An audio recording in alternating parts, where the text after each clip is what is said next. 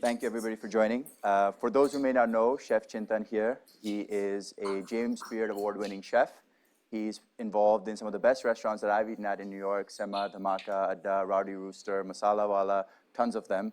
And most of all, he's a proud Indian who is advancing Indian cuisine in America and New York. So let's give him a round of applause. Thank you so much. So, Chef, I just want to kick it off with there's a large South Asian membership here at Columbia, and a lot of those are here today, and there's a large international population as well. For those people, could you just give us your background, where you're from in India, and how did you first fall in love with food? Surely. So first and foremost, thank you for coming. There's one thing I hated the most was afternoon classes, because after lunch, I used to be sleepy. So thank you for coming, and being a part of this means a lot. Thank you, ma'am. Thank you for coming from the busy schedule. So I'm as a human, I'm a very selfish guy. So everything that I do has to benefit me in some way. And a lot of people ask me, why did I become chef, and what was the reason? And the common answer somebody will give me, I was passionate about it and everything. For me, it was other way around. So, as a kid growing up, looking at my size, you'll know I was a big kid, always loved eating and everything. And I realized at some point when I was like 14 or 15 that this might be a good profession for me, because I get to eat everything for free. I get to eat as much as I want, and I'll even be paid for it. So it was my own selfish reason that I became a chef. So that's how the entire journey started. I'm from Mumbai, from India. The education system works very different over there, whether you want to be a chef or in a business school or anything. I'm sure they will know more about it than me. And we have to study for everything. So like what happens in Europe and America is that if my daughter wants to become a chef, she might just go and start working in a kitchen at 16 years, 17 years. In India, it doesn't happen that way. You have to study for it. So I did my diploma in culinary technology from Mumbai. Then there's a big, one of the top leading hotel chains of the world called Oberoi Hotels. And they have an in-house management school. So I was lucky enough to be part of it. That school is known as Oberoi Center of Learning and Development, based out of Delhi. The unique thing about that school is that you don't pay fees to go there. If you are enlisted and shortlisted by them, they actually pay you money. And they take care of everything possible to train you to become a better chef, hotelier, or whatever you want to in this field. So I was lucky enough to be part of that batch for 2 years. Then I was posted in Oberoi, Mumbai. Always worked with Oberois in India. Moved on to Singapore, was there for close to 4.5 years. Then came to Cleveland, of all the places. Then Atlanta, and then New York in 2016. Yeah, interesting. Yeah, that's really great. Also, just a PSA for everybody who's ever visiting India, Oberois are amazing. They are so great. They are the benchmark of service, actually. So they are not like, it's not a very big hotel chain like a Four Seasons or like a JW Marriott or something, but they are very quality driven. They are very small, they are very limited. But if you have to look at service in India, that's the place you have to go to experience service. Yeah. Chef, I think I want to talk about risks right here. So you mentioned this is when you got to America and Cleveland and Atlanta, and also before you maybe working at an airline is what I read. And then maybe you mentioned that the market wasn't ready at first when you came to America for Indian food. Would you mind just talking about those risks and how they shaped you and when you finally then came to New York? Got it.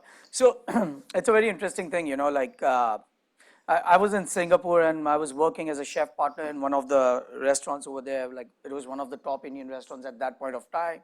We had achieved a lot and everything, but what happens with me is I foresee myself that is this what will take me for next 5 years? This is what I foresee, I'll be sitting for next 5 years. And if the answer is no, then I have to do something new. So I think same thing happened with Oberoi's. I was doing this, and then one day I asked my boss that, this is the path I want to take. Do you think what I'm doing right now will help me achieve that? And he was honest enough to say that, I don't think so, you'll achieve this, what you're looking for if you do this for 5 years. And that's how I decided to move on.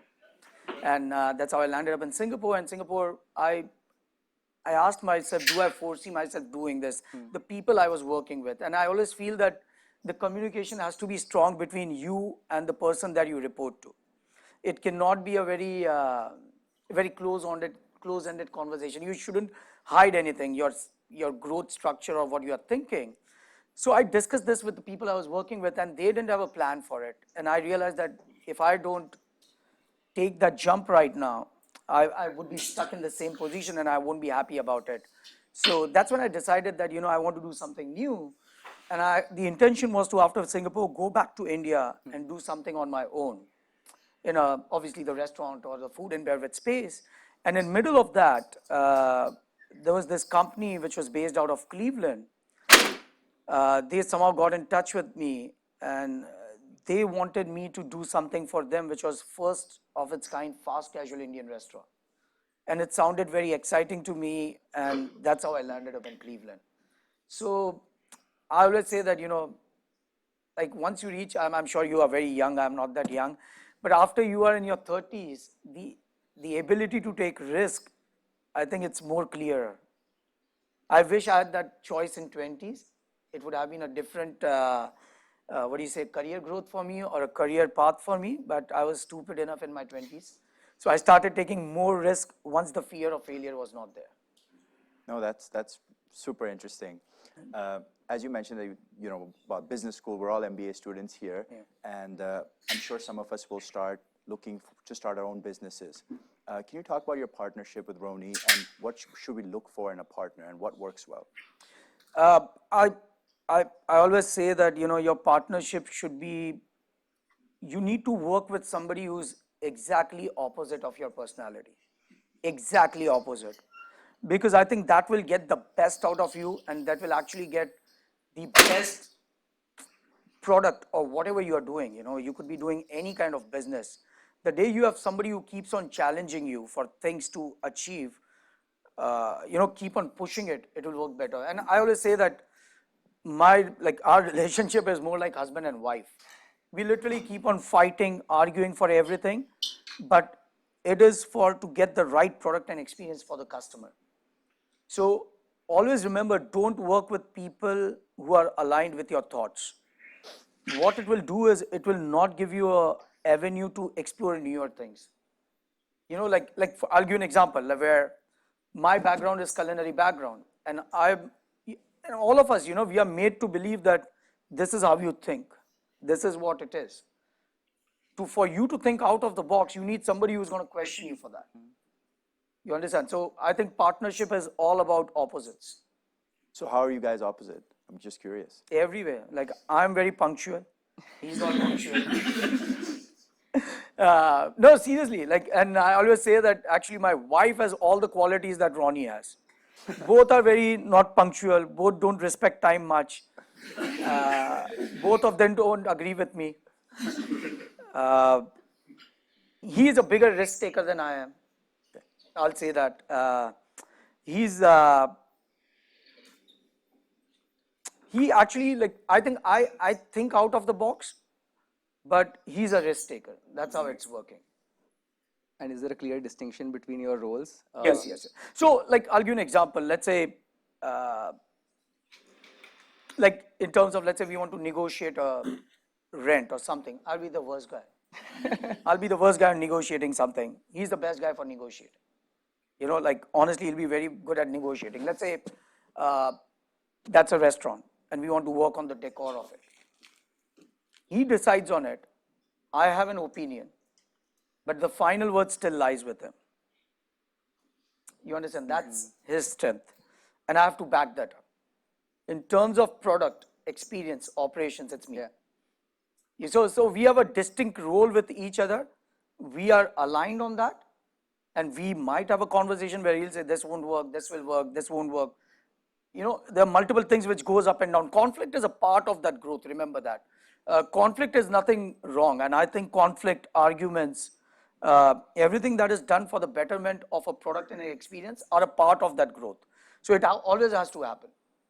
And then you take it from there. So it's always there. So both of us know our roles, and we work in that defined roles with each other. And then when you guys started this company, Unapologetic Foods, and I know today, I don't know if you guys can see it, but you're wearing a t-shirt that says Unapologetically Indian. I love that. And I wanted to hear why you guys centered your mission around this. What was the reason? So I think day one, it wasn't started like this. Day one wasn't started like this. Like there are two individuals who started working together who never knew each other. They just met a month back. They had a conversation. They decided to work with each other. And I think we as people and person have grown over that time. The amount of trust we have in each other. Like he knows what are my strengths and my weaknesses. I know his strengths and weaknesses. And that amount of trust will play the biggest role in any partnership in your life. And that will only happen over a period of time. And I remember we opened up our first restaurant, which was called Rahi, which is in the same place that Sema is right now. And it was a very different kind of a restaurant. And I think that was the restaurant we actually were working 24/7. And it never got the kind of acknowledgement we thought it should have got, because maybe people didn't accept that product.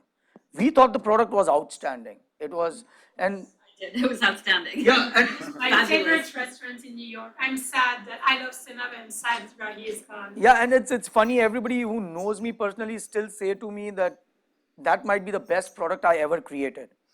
But it was successful in terms of revenue. It was successful. It was still the highest revenue making restaurant the day we decided to close it and open Sema.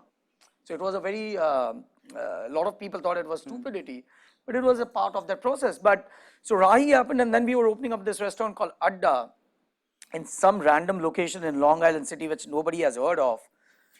And I come up with this menu. And I remember Ronnie didn't speak to me for a week after I gave him the menu, because he thought it was a stupid menu. It was the most stupid menu which didn't have any identity.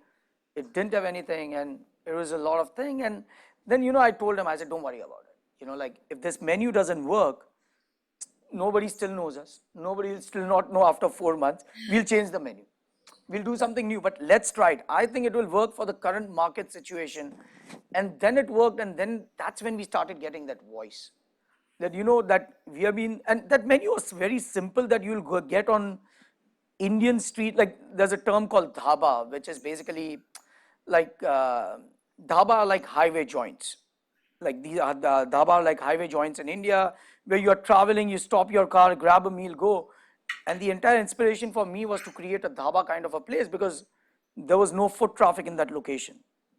And that's where the thought process came from. And that's how we did it. And it worked. And then it came that, how we are so ashamed of doing something which is very true to us. And that's how the entire concept of unapologetic food started growing from there. So it was not one eureka moment where we just got up one day and we did it. It was over a period of time. I think the vision and a mission of an organization is built over a period of time. It's not one day you can decide it. Yeah, I think you mentioned a few concepts there, like product, market, and this idea of shame, right? And I wanted to ask you a little bit about how, since when you first came to America, like this product market fit of Indian cuisine, right? How authentic can you be, and what is the market ready for? Has that changed, and how do you look at that? I think it has changed. I'll be honest. It has changed in certain parts of the country. One of the things we very regularly do is we travel a lot across the country. We go to different cities. We actually eat like 6, 7, 8 meals a day, and try to understand that market. And obviously most of them are Indian, to understand that why is it like this, And we have built this entire thing around it, a theory as to why Indian restaurants fail, or why the Indian cuisine has failed over and over again and never succeeded. It has not gone mainstream yet. And there are multiple reasons to it. There are like multiple factual reasons to it, and it's not a study done by a university like Columbia or something. It's something that we as an individual have done it. But I think it's changing. Like a Dhamaka wouldn't have been a successful restaurant 7 years back. But Dhamaka is successful today, and maybe it might not be successful in the next 7 years again. You understand? So the time is changing. The acceptability of that regional cuisine is changing. And again, I always say that if Dhamaka opened up in any other market than New York, not at this point of time, but when it opened up in 2021, it would have been the biggest failure. So everything plays a lot of time, the place, the time, the people. It's very important. But Chef, could you give us some examples, like why do you think that is? And some of examples, basically, when you mentioned that, the market's sometimes ready, they're not ready, and you did a study, and, what do you think, like, particularly is lacking in the Indian cuisine that it's not been as successful as, let's say, Chinese or Mexican in the country? I'll give you an example. Like, those who have grown in India will understand this concept where the concept of restaurant for us, like as a kid growing up or something, was about luxury and pretentiousness. You understand? And I always, like if I have to put it in a very simple line, very simple thing. I was in India like 2 months back. The concept of restaurant is still a luxury in India. But the concept of restaurant in America is a commodity. Like in India, let's say I remember, like as a kid, my dad would say, every second Thursday of a month, we'll go and eat outside in a restaurant. Yeah. So as a kid, I was building up that in my mind that, oh my God, second Thursday I have to go. I'll go, I'm going to order this. I'm going to order that. Now what has happened over here in America is I see people, you might be sitting at 3 p.m., you'll just talk to them and say, let's go and dine then. I have a reservation. You see, now it's no longer a luxury. It's no longer that thing. So the concept of restaurant in India is larger than life. That's what we are made to believe. And that's not a thing in America. You understand? And New Yorkers as such, I specifically say, are somebody who actually, and not only for Indian food, I'm talking about other ethnic foods also, which are based out of Asia, that New York is the only market which will accept you in its true form. They actually don't want a very, it's a very slang term, and I'm sorry for my language, and I say it's a very bastardized version of food. Like New York doesn't accept it. And that's why I said that Dhamaka in its original form in 2021 will fail in Los Angeles, San Francisco, DC, every restaurant, every city you can name right now, which is very big, with a big Asian population. And when I say Asian, like Indian population, will still fail. If today it might succeed because of its name and everything it has, but in its actual days, it will not succeed because people will say that in India, what happens is, like, I'll still say that, like, when I take my mother to eat outside, in her 60s, if I take her outside and the first thing she'll say is, I can make this better at home. I'm sure every Indian can relate to it. You understand? So, like, that is still the case in other cities, trust me. Yeah. Except New York. So New York market is very different. New York people are very different. New York moms are different. Yes. Yeah. So yeah, and always say that. So that's there are multiple things to it, but yeah, one of the reasons is this. And this is from the customer's perspective, right? Yeah. I want to talk about also recognition from, you've won so many awards recently, and I know Sema has just won a Michelin star, which is great news, but it's a little disappointing that it's the only one Indian cuisine in America that has a Michelin star. Yep. So as a chef, how do you think, do you care about that? Do you want to change that? What does that look like for you? See, as humans, any kind of recognition that you get, you feel good about it, right? So I wouldn't say that I don't care about it. Yes, we care about it. We love every recognition that we get. But if you base everything on your recognition and awards, you'll never win anything. Like, I never, like, if I started cooking in New York thinking I want to win James Beard in the next 5 years, I would have never won it. Because my entire theory of doing the cooking was actually based on something else. The reason I'm cooking is I want to create a very big platform for Indian food, where my frustration is that Indian food has not grown in those 30, 40 years. I'll give you a simple example. Look at Korean food. Like, I think Korean food is insane right now in New York City. But they built it up from 90s, came to 2000s. This is the time they are hitting the peak. You can name multiple Korean restaurants who are doing insane amount of food with amazing chefs in the market. Indian food every time gets a spike and then falls down. Every time gets a spike, then falls down. And I think we have not achieved that consistency yet. it feels great to have these awards and everything, but our goal has been a very bigger picture. We want Indian food to rise above. What has happened with us also is that we make more than the actual vision, we make individuals bigger than us. You understand? So, like, people are saying, oh, like, you are bigger than the company right now. And that's why I actually, if you look at a lot of things, we actually try to take a backseat and take other people in front, because I feel the day you make an individual bigger than your vision, you'll destroy the entire vision. So our vision still is to get Indian food mainstream. We don't want our organization to be only mainstream.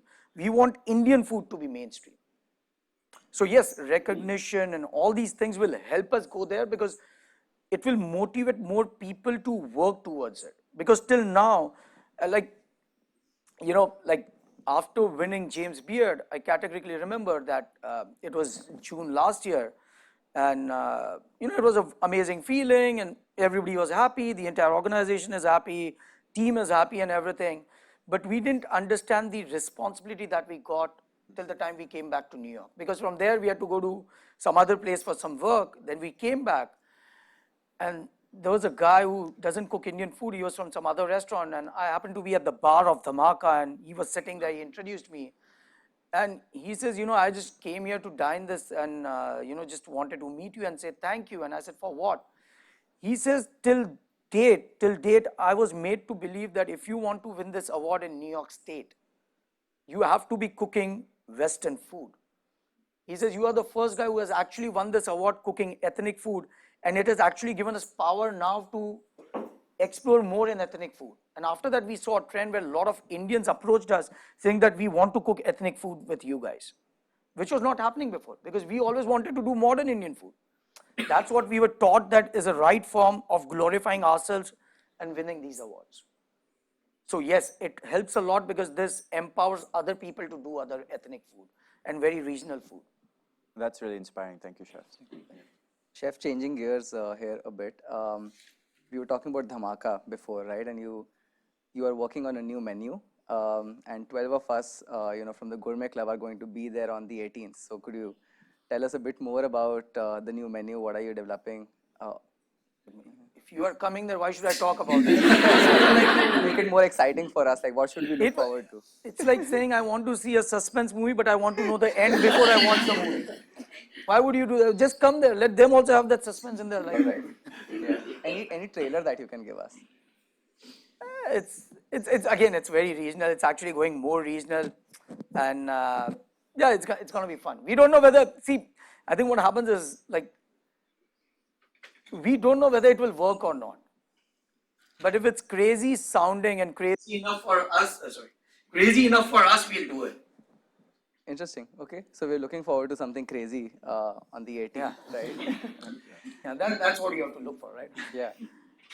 Chef, also, you know, talking about Dhamaka and, you know, doing something crazy, how do you find new restaurant opportunities? What do you look for when you're thinking about opening up a new restaurant? How is that thought process? How do you think about location, pricing, and all of that stuff? So, first and foremost, you know, we don't have, and I'll go point by point, location. Yeah. Like, we are not adamant on it. Like, there are some people that you'll work with will say, oh, I want to open a restaurant in Midtown. I want to open up a restaurant in downtown, Chelsea or Williamsburg or something. So we actually don't have any agenda like that. So we keep on looking at locations. Like, I'll give you a prime example about Masala Wala, which is in Park Slope, Brooklyn. We wanted to do something in Brooklyn. We never had a restaurant in Brooklyn before that. And we kept on looking at locations, but it never connected. You know, like, you need to connect with the location. Like, you know, when you walk into a place, you'll always get this vibe. You know, that is always there. Like, you need to have that right kind of a vibe. We saw so many locations, we didn't like any one of them. And then we walk into this location, we loved it. And we literally walked in at, I think, around 1 p.m. and we actually gave our offer at 5 p.m. Because we loved that location so much that we said, you know, we want to do something. We didn't know what we were going to do. It is just that we loved the location, we took up the location. And then we actually study the neighborhood. Like, we go to the neighborhood, we spend some time, we eat in restaurants over there, understand the clientele which is there. Because at the end of the day, your client and your guest are going to decide what you do, what you not do, or what is going to be good for you and what is going to be successful for you. And that's how the entire procedure works. So location, I said, we are not stuck on it. We like, if we find a location across the road which we find a positive, we might just open up over there. So we don't have a very strict criteria for that. Yeah, and that's one thing that we were going to ask you about. When are you going to open a restaurant around here? Because you have to take the one train down. It's Hey, Columbia writes a check for us, guys. We are at your service.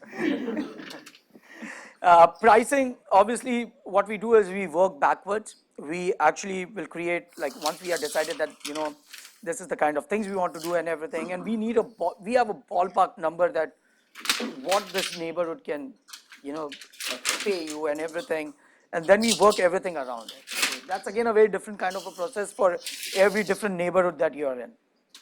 interesting. And talking about pricing and location, I think the next topic we can discuss about is competition, right? So what do you think is your competition? Which restaurants, or particularly what kind of cuisine? Is it high-end restaurants, Indian restaurants? How do you look at that? How do you look at competition generally? So, like, when you say competition, are you talking about all restaurants or only Indian restaurants? No, I'm asking you, like, how do you define your competition? Do you It think sounds about it very that way? cliche, but I always say that, you just have to focus on your own things. Yeah. And I don't look at any other Indian restaurant as a competition. And not because, and I'll explain you why. Like, if you look at numbers across America, there are close to 43,000 Chinese restaurants. This was 2.5 years back. I'm sure it has increased now. There are close to 65,000 Hispanic restaurants or Mexican restaurants. That's the number. You know how many Indian restaurants are there? I can make Guess a number. That's too less, man. We still have a 1.4 billion population. Come on, man. Just go up a little bit. It's only 5,500 across America. Now, I don't see that as a competition. I see that as an opportunity where we can grow to that level. And I always say that, what we are when we say the word competition, what we are focused on is that, let's say this pie is $100. I have $20 there, somebody has 20, somebody has 30, and this and that. And we are saying now a new player comes in, he'll take my pie out of that 100. And what I say to people is, why don't we increase this 100 to 500? Yeah. So automatically your pie will increase with more people coming in. You understand? So I know it sounds very cliche, but I genuinely have that thought process where, and I extensively talk to people who have other Indian restaurants and speak to them that how we can improve the entire cuisine in the city and eventually in the country. So there are other good Indian restaurants, and one of the things we always do at all our restaurants, if I am there personally, what I do is somebody comes and doesn't have a reservation and is planning to eat Indian, I actually show them where other Indian restaurants are. And I say that, why don't you just go and dine there? Okay, that's very nice of you. You don't pay me money for it, I swear. Talking about other Indian restaurants, chef, apart from your own restaurants, which are your favorite spots in the city? For chaat, and I'll go specific because somebody asked me this question and I didn't have an answer. So I took one day to answer the person. I had to call him back and explain him the answer. So it's very specific. If I want to eat chaat, there's a restaurant called Kailash Parbat, and I love chaat over there. Only chaat, don't eat anything else, please. That's why I specifically say. In terms of Indian Chinese food, those who don't know, there's actually a food called Indian Chinese food, and it dates back to like few 150 years back. It's a different story altogether. For Indian Chinese, I love a restaurant called Spice Symphony. They have two of them, one on 31st Street, one on 50th one, which is the newer one. So I go to 50th one now more. And for dosa, I love Sarvana Bhavan. Now I love the dosa at Sema, but before that, it's Sarvana Bhavan. Great, those are some great options. I'm But sure. just specific things, please. Yeah. Like somebody asked me and I said, eat chaat at Kailash Parbat, but they went and ordered something else. Then he called me up and it was not good. I said, but I told you to eat chaat, not that. That's why. Makes sense. So Tanmay, I think we have a lot of questions from our audience. Should we open it up? Yeah, sounds good. Right, guys. Anyone has any question? All right, go for it. Terence, you can go ahead. Yeah. Okay. I know that the Thai government had somehow standardized a lot of Thai food even with the Korean culture coming in, that we have proliferated Korean food, but we don't have a standardized Indian food. India is big, largely it's like a continent. We've got so many cuisines. So do you think that is the reason behind not being able to? So, and I'll give you an example of Thai food. Actually, Thai food is not same. Like Thai food is not, it's very different. And Thai food went through that same story of Indian food where everything was compartmentalized in 5, 6 dishes with green curry, yellow curry, red curry. So actually, if you travel to Thailand, you won't even find it in any restaurant like actual regional restaurants. It's very different food.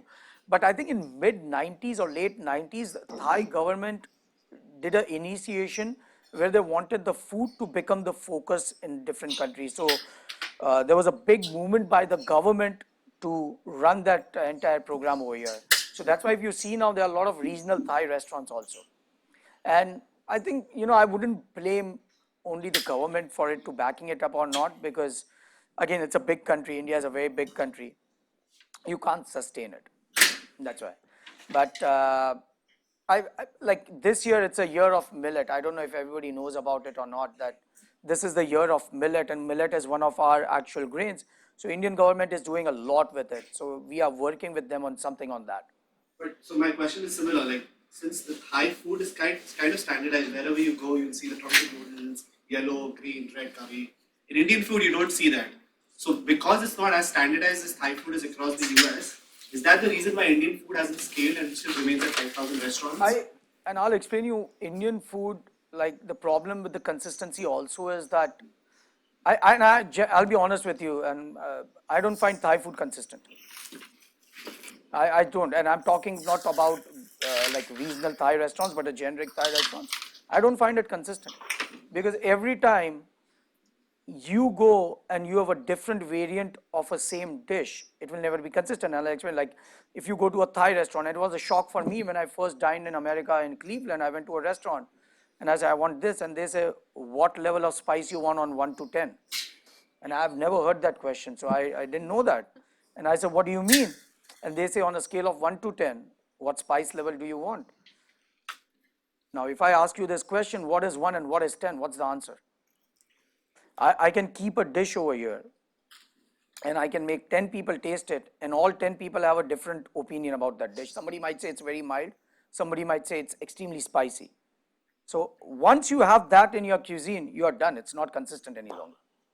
It's not. So, and that's why one of the reasons Indian food fails is because of that. Like, like, have you ever gone to your home and told your mom, I want medium food today, spicy? You'll be spanked, right? That's how that's the thing. So I don't think so it's consistent, honestly. Sorry to, say that, but I don't think so. Terrence. So I think you were talking about how a lot of us share the same experience, and when your moms go to restaurants, they are kind of like, I could have cooked it better.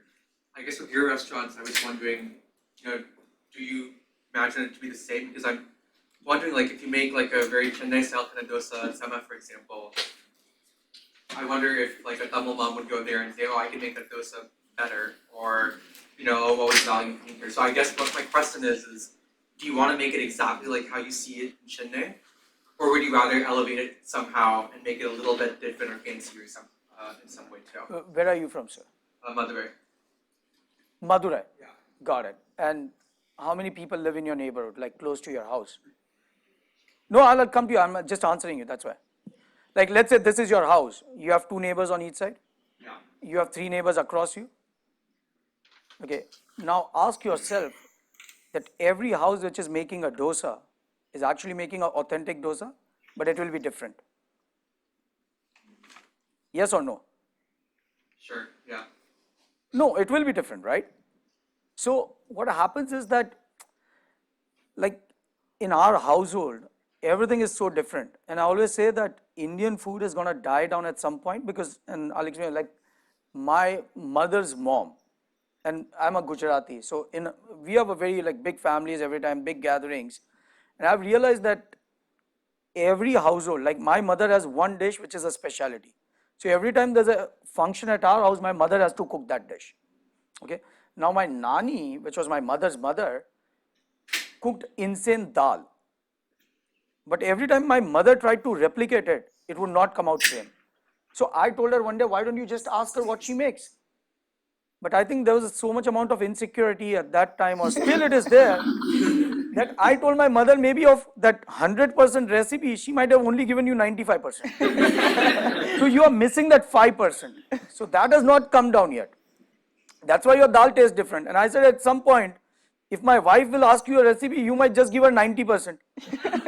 And it will just keep on trickling like down, right? So every household in India cooks a different food. So if your mother walks into my restaurant and says this dosa doesn't taste like me, yes, it doesn't. Because it's humans making it, it's not a robot making it. You understand? So it is supposed to be like that. You know, like the way your mother will cook a dish, she will always have that unique touch to it, which maybe your neighbors won't be able to have it. Trust me, and it could be most simplest of the dish that only your mother can create because she knows how to do that right, and she wouldn't share it with anyone, including you. But I think I don't know if it was exactly your question, but I mean I loved Rahi. That's where we went for engagement with my husband. Anyway, but I remember at Rahi, and maybe I got your food wrong, but I thought it was coming up with very interesting Indian dish, but putting a contemporary twist on it. And I understood my peer's question as more, what is your goal? I mean, you say like the goal is to help all Indian cuisine and make it, you know, having a reward and recognition.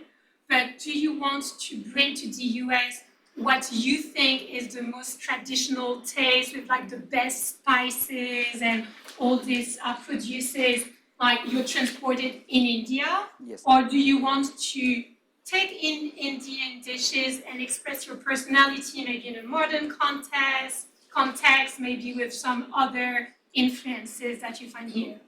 It's a very interesting question you asked me, and I'll go back to something that I said a few minutes back, where I said that the concept of unapologetic Indian wasn't born out of a day. It was over a period of time that we had our own realization. So when we were opening up Rahi, this was our first restaurant. You know, I had literally cooked in New York a year back. You know, so I was just a year old in New York. I was cooking Rahi. The entire vision behind Rahi was to cook authentic Indian flavors with a vision of New York, and with a vision of New York ingredients, and with a vision of New York lens. And that's why it was little elevated. It wasn't so elevated, but yes, it was elevated. I totally agree with that. But over a period of time, as individuals, we started looking inside as to what was the goal of the company. And at some point we realized that maybe Rai is a phenomenon, and we might do it again. If we find a right location, we might do it again. We might do elevated Indian food with our vision to it.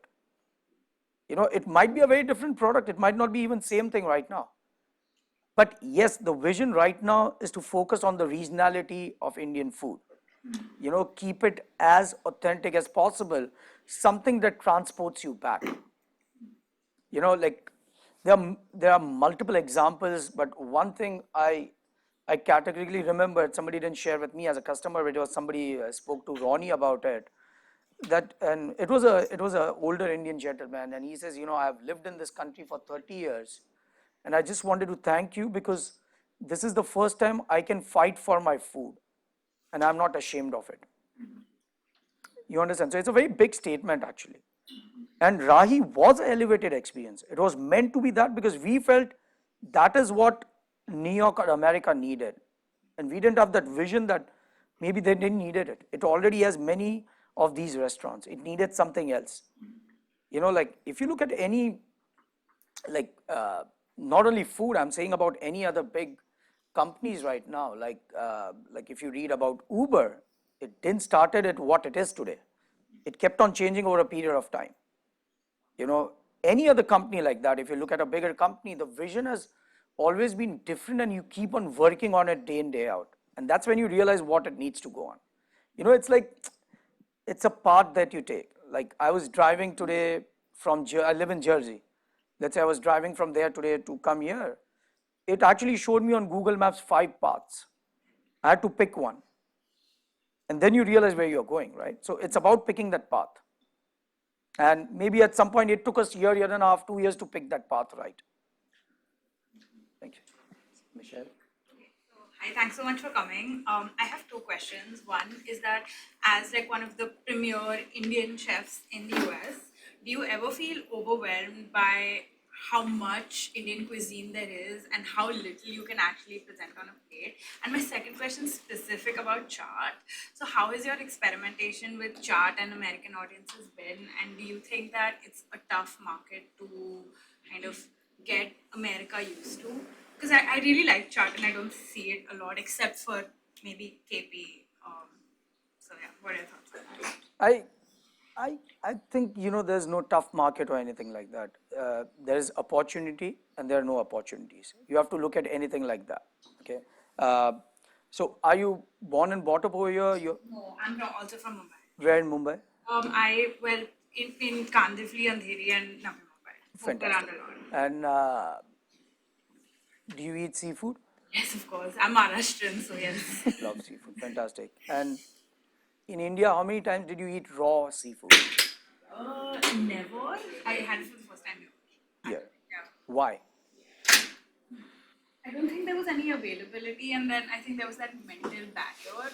I mean, I think I had that mental barrier with like raw beef, and I tried it here at a Korean restaurant, so it was just weird, I think. Yeah. So just to get everybody on the same page, what happens is in India, we are actually taught not to eat anything raw. But then Japanese food has become so popular that we come here and spend insane amount of money in Japanese food eating raw food, raw seafood. So what changed? You are still the same person. Your mother taught you not to eat raw food, right? Your parents taught you not to. You came here, you started eating raw food. Why? Well, I looked it up. And like I heard it say, so I was like, okay, worth a shot. Keep in mind. So that's the same thing we have to do with the regional Indian food, with the chaat and everything, where we have to educate people. Just to explain you, chaat is basically like a street food of India, and the word chaat literally means to lick. Yeah, literally, that's the term, and the concept is that chaat you get on streets, and you get it in a newspaper or a paper. You eat with your hands and just lick your fingers. We don't have wash basins. We didn't have any other form of washing our hands, so we just lick it up. That's how the concept is. And I think the responsibility lies with all of us to make people aware about it. Like that experience of first time eating a raw seafood, somebody would have told you, right? You can eat it, it's okay. Same way, it's your job now to teach people how to eat chaat who are non-Indians. Okay? It's the mental barrier, as you said. So, when we're talking about like different restaurants and like the emergence of like say Korean food, right? I think about like communities where everything is that. So like Fort Lee for Korean food. I actually used to live in Journal Square, New Jersey, where it's all local Indian food. But when you talk about like breaking out to the bigger communities, like how like to make it like Indian food widespread and everybody understands what it is, how do you see that like that process? How has that become like that step is like so hard saying like we have to educate people what chaat is, but how do you like do that at scale? Honestly, I don't have an answer. If I had an answer for it, we would have already done it. Honestly, that's the goal we have. And you'll have to take those baby steps to building it up. The entire Indian food is built around these 7-10 dishes. You can literally open up an Indian restaurant today, have 50 dishes on the menu, but 80 to 85% of your revenue will come out of 5 dishes. Literally, and I'm not joking. You can literally do it. And every restaurant, this is what happens. And that's why if you go categorically to any of our restaurants, we make sure those 5 dishes are not there on the menu. Like we could literally make more revenue selling those 5 dishes, but we want people to explore that. And that's why we are going step by step. We genuinely don't have an answer of how to scale it. We want to scale it, yes. We want to take it to every nook and corner, yes. We don't have an answer yet. We are working on it, and we'll keep on working on it. So it's a long process altogether, but the vision has to be there. We can't divert out of it. Chef, you have a question? I just had a question about your influences from both a chef perspective and also just more generally. obviously you worked at Junoon before, right? So obviously Vikas Khanna has to be part of that chain, but are there other Indian and non-Indian chefs who you think have influenced your journey? Could be international ones as well. Somebody like a Gagan Anand, but could also be somebody who's more local to New York. Who do you think has influenced this path for you? I see, for somebody to influence me, I need to personally know that person and work with them. Unfortunately, I've not worked with either of the names that you said. So I wouldn't say they influenced me. There are a lot of small people who have influenced me in my life. You know, like I was just speaking about frying the samosas. You know, how I feel that samosa in entire America is actually not even a samosa which is fried right. You know, there was a small stall where a guy would fry samosas and he would take 30-35 minutes to fry samosa, which I never understood why till the time I started cooking and understanding the science behind it. So at this point of time, anybody that I can learn from is an influence for me. You know, so I don't know if you heard it before, I said like we have this tendency to make individuals larger than life. I think we don't need to do it. And just to go there back, like I'll just say one thing, sorry for that. No problem. Like there was a talk like this, somebody invited me and I said, you know, who's on the panel? And they wanted to talk about Indian food, but there was not a single Indian chef except me invited, and I actually rejected it. Because I said that if we are talking about Indian food, you need to get other Indian chefs on the table. If you're going to get social media people on the table, how is it impacting to grow this cuisine higher? Because they don't even know, and and it just didn't sound right for me. It wasn't aligned with the principles that I have in my life. So I said no for it. That's why. So influence has to be a We're right. both Indian. We're both And Indian. you are both Indian. You don't cook. You are the business people. Yeah, thanks so much for coming today, Chef. Thank you. You know, in talking to a lot of chefs, they talk about one of the major challenges being attracting the right talent, right? The people that actually serve you the food, especially post-COVID. What's your guys' approach to attracting the right talent? How involved in that are you versus your partner? And then also, are you, is your hope that when you're bringing talent in and other cooks in, that one day they'll go on and open their own restaurants? Are you developing people in that way, or sort of what's your philosophy around that? So, like a lot of places that you'll go to, the day you join them, they'll give you this binding book. And it will be like, this is how it should be. The bottle should be at 90 degrees, this at 20 degrees, this, that. And I'm not a believer in that. What I believe in is that the person should have a very right, personality or an attitude. And it sounds funny, but it's like, let's say you go on a date with somebody. On the first date, you'll know that you connect with this person or not at some level.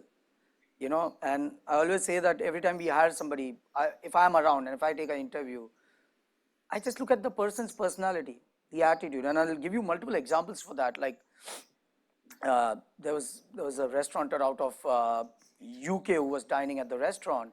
I wasn't there. I was at the other restaurant because we were opening up, and Ronnie was there, and they dined at the restaurant. Phenomenal time, and then they texted us back that everything was amazing, the food was outstanding, but the service is what blew us away. The service blew us away. And the servers who were serving them is a very simple guy, and it's a very funny story behind him. So when he came to interview, when we hired him, and nowadays I don't do much interviews individually like that, unless until it's for something very specific.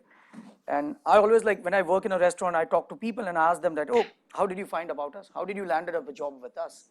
And this guy, I remember categorically, very amazing personality, When I spoke to him, he couldn't speak in a very fluent English. He wasn't very fluent in English. His personality was outstanding. He started as a back runner, then he became a server. And when I asked him that, why did you come to us, or why did you join us? His answer was that, I actually went to a restaurant to give an interview before he came to us. And it was an Indian restaurant. And guys obviously of a South Asian ethnicity and everything. And they said that, we can't hire you for a back waiter position because your English is very bad. and they don't look at his personality. And that guy in today's time has one of the most, in restaurant term, there's a term called average per cover. That means, like, let's say if it's a table of 4 people, how much they spend. He consistently for last 8 months has highest average per cover at Dhamaka. And he says, you accepted me the way I was. And that's why I love working over here. And he's so happy working in that. You could see it. Like, if you go to any of our restaurants, I feel that people should be happy working there, then they'll deliver the right. So if you ask us as a service standard, we don't have any service standards. We literally have 0 service standards. The only brief we give to people is that treat all the customers as if your friend is dining at your house. You understand? That's the only thing. Like, we don't have a thing that you need to be standing upright or you place the fork like this. No, it's just very simple. See the table, analyze the table, and give that service to it. There are tables where if it's a business meeting, they don't want to be interfered. You have to take a step back. There'll be a meeting where you are sitting with your friends and chatting and you want to have that fun. You need a different atmosphere. So that's how you hire a talent. Don't look at the skill. I'm the last person who looks at the skill of a person. I look at the attitude of that person. If the attitude is right, it will work out right for you. Because skill is something that you'll develop over a period of time. Like, if you keep on doing the same job every day, within 6 months, you might just perfect it. But attitude is something you cannot teach anyone. Like, and because you spoke about the chef, like, there's a gentleman who's the chef de cuisine at Dhamaka. He has been with us for last 6 years. He was the first chef de cuisine at Rai. Just those who don't know who's a chef de cuisine, he's the guy who basically runs day in, day out the kitchen for you. Like, I'm lucky enough to be that face, but he's the actual one right now cooking in Dhamaka. He's the backbone. Without him, it won't work. So he was the chef at Rai. Now he has moved to Dhamaka. He's the chef de cuisine. And I asked him, like, what's next for you now? What's the vision? And he says, I want to open up a restaurant at some point. And I said, fair enough. So we are actually opening up a restaurant for him where everything will be guided by what he wants. And his vision is to create the way, our vision is unapologetic Indian. He wants to do unapologetic Filipino because he feels that Filipino food is going through the same crisis that Indian food goes through, where it's defined by those few dishes or any other ethnic cuisine. So that's how the plan is. But let's say somebody joins us and after 1 month says, I want to open up a restaurant. I can't. I genuinely can't because I don't know that person, right? This guy, we know him. He's like grown with us. As company, we have grown, he has grown with us. And it's not that a lot of people approach us. A lot of people approach us saying that, oh, we want to open up a restaurant with us. But I'm still maybe that little old school where I need to know a person before I can trust him. I need to work with him. I need to understand him. I need to understand his strengths, weaknesses, how I can help him to be at a better position. So that's the thing. So I think the food is here, guys. So we won't keep you waiting for long. But He wants to ask a question. Yeah. let's do the- Yeah. let's Maybe do 1 or one- 2 more questions and then Yeah. we'll break and we can all eat together and figure it out. Two quick questions. One, thank you so much for your time again. And like you said, we're kind of the business people as well, so kind of a business-oriented question. Going back to the discussion on starting up a restaurant or opening one, you talked about location, you talked about decor. There's so much that goes into it.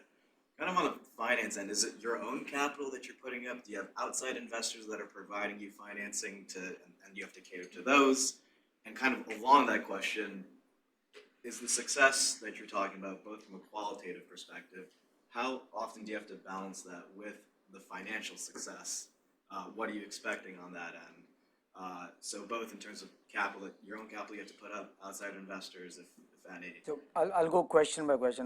See, I'm as I said, when you ask me a question, you should ask me like broken down questions. If you give me such a big question, I can't answer you. Can I just ask my second question really quick? Is Oh, so this was the first question. I thought they were like, every time I go on Resi, it's impossible to get a reservation at Sema. How do we get a reservation? That's a popular question. So let me go on the first part of it. So initially when we opened up first restaurants, everything was with financiers and investors from outside. Everything that we are opening up now is self-funded. When I say self-funded is whatever we have in the business, we just roll it out onto it and try to open as much as my own and everything. It's the vision that you have with whatever you want to create yourself. Like, let's say you want to make a restaurant, that's your vision, how you want to have that business to be built up. What we feel is that what we are doing, and I always say that, like, if we ever walked into a room and gave a pitch for a dhamaka or a sema or a rowdy rooster or masala wala, we might be kicked out of that place because everything is unconventional about all the restaurants that we do. So a conventional mindset will never accept those things unless it has worked. You understand? So as I've said, that most of the things are self-funded right now. We still have investors in some of the places. So that's how the entire thing is done. The second question was, Resi. no. Your The balance. first question was about 10 questions. It's very long. No, but basically your balance between, like, what is that balance between the success, the qualitative success you're talking about, bringing Indian food to the mainstream, but then also measuring it against, like, hey, is this restaurant financially successful? So I always say that if something is not going to make financial sense, don't do it. Okay, and so our job is to do a quality product, but it has to be a financially successful place where we are not struggling. But we are also very driven with quality, where actually we limit the number of people we serve every night. I'm not saying that we want to make losses, but our desire is to deliver quality to you. So we actually control the number of people that we serve every night, where we know that this is where we'll give you the best experience. So like dhamaka and sema, we don't sit more than 6 people on a table, because we feel that anything more than that, the entire experience from food to service, it just goes haywire. We don't do that. We'll actually make more money if we have more people on a table. That's a normal thing. If you have 2 people on a table vis-a-vis 8 to 10 people, your average check is higher at 8 to 10 people. But we don't do it because we realize that our best product comes out at 6 people. Like masala wala, only 4 people. You understand? So both of them, you need to weigh in what is more important for you. But yes, if it has to make a financial sense. So be very quality driven with an eye for that financial sense. Okay. And second question about the reservation.